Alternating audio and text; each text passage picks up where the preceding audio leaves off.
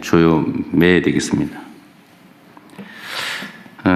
우리 장관님들 또 처장님들, 청장님들 수고가 많으신데 제가 한 가지 부탁 좀 드리려고 합니다. 부처 내에 그 공직자들이 어려움이 좀 있습니다. 그게 뭐냐면 책임이죠. 책임, 문책. 뭐 일을 열심히 하면 꼭 나중에 감사당하거나 수사당하거나 해서 비난을 받고 그렇기 때문에 법에 주어진 일, 관행적으로 해오던 일 외에는 잘 안 하려는 그런 풍토가 생겼습니다. 안타깝지만 현실입니다. 우리가 제도 개선을 통해서 이제 그렇게 하지 않아도 되는 적극적으로 열심히 일하는 공직자들이 존중받는 그런 나라를 만들려고 노력하겠지만 특히 우리 국무위원들께서 신경 써줘야 될 부분이 하나 있습니다. 공직자들은 어쨌든 그런 문책의 두려움 그런 것들이 업무에 제한으로 작용하기 때문에 이걸 좀 덜어줘야 됩니다.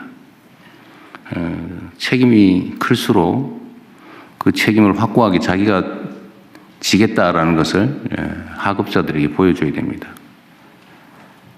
책임은 내가 진다 라는 걸 분명하게 보여줘야 됩니다. 좀 그렇게 표현도 해 주시고요.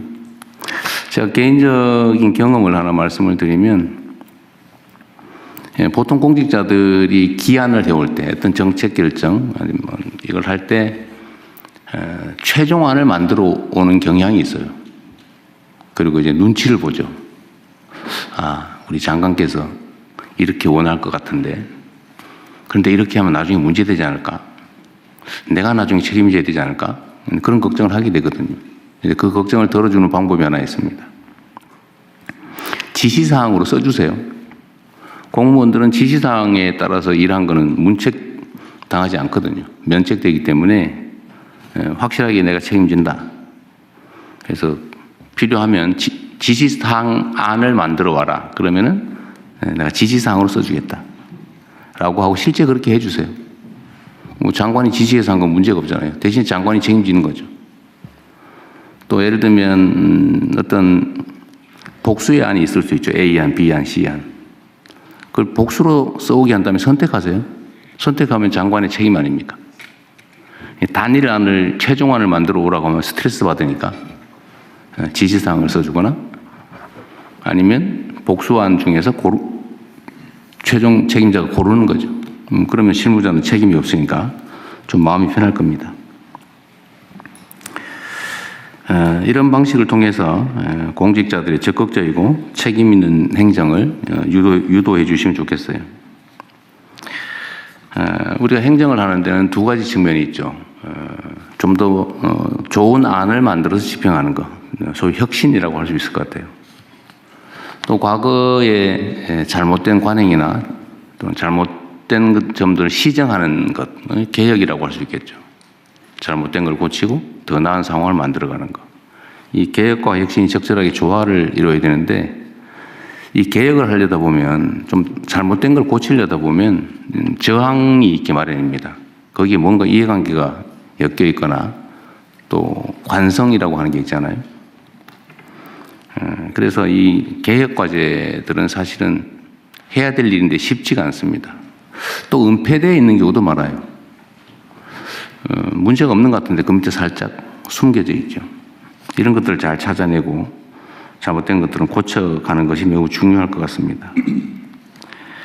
내부에서 굳어진 잘못된 사안들을 좀 더 능동적이고 적극적으로 찾아내 주시면 좋겠습니다.